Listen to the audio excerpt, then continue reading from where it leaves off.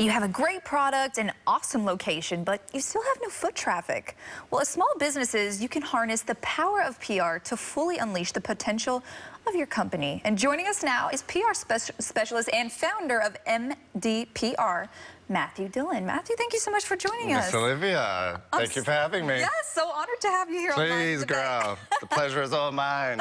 Listen, you are a PR guru. You've worked with celebs. You know it all. So give us a little peek into what you do as a PR. I mean, the best way I could describe it is that I've sat on every side of the fence. Small business, celebrity.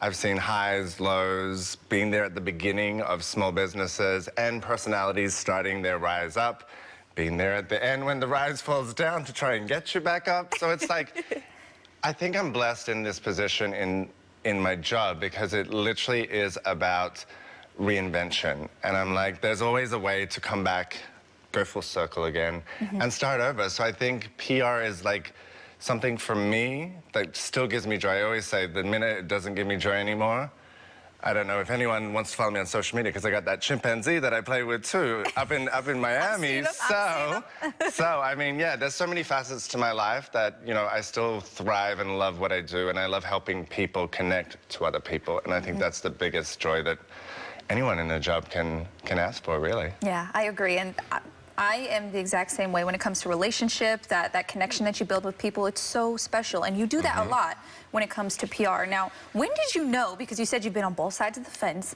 when did you know that PR was your true calling? I didn't even know what PR was, girl.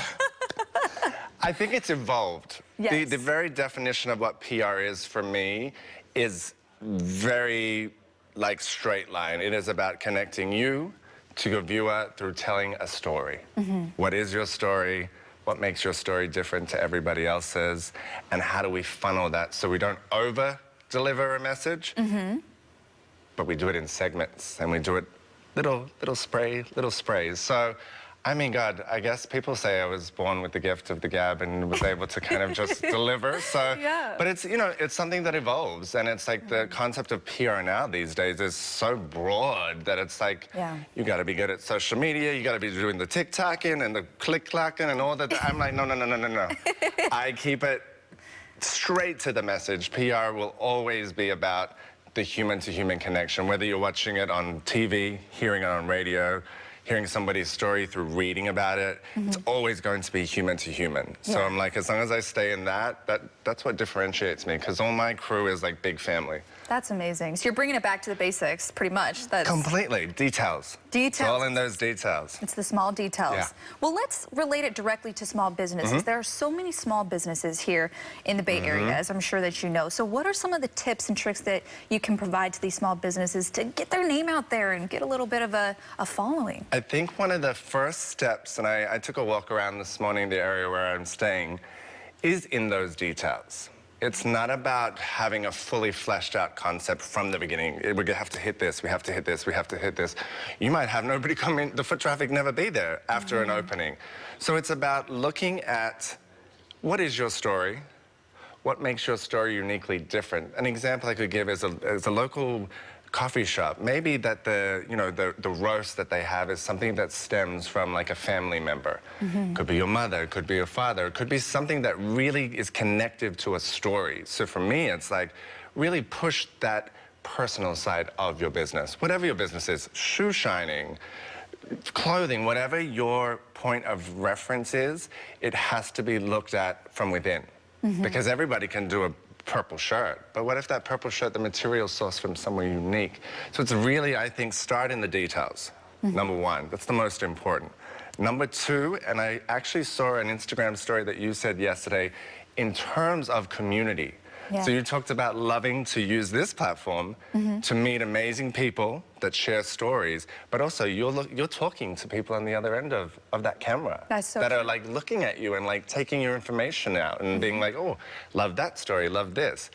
Really think about how you can best serve your community.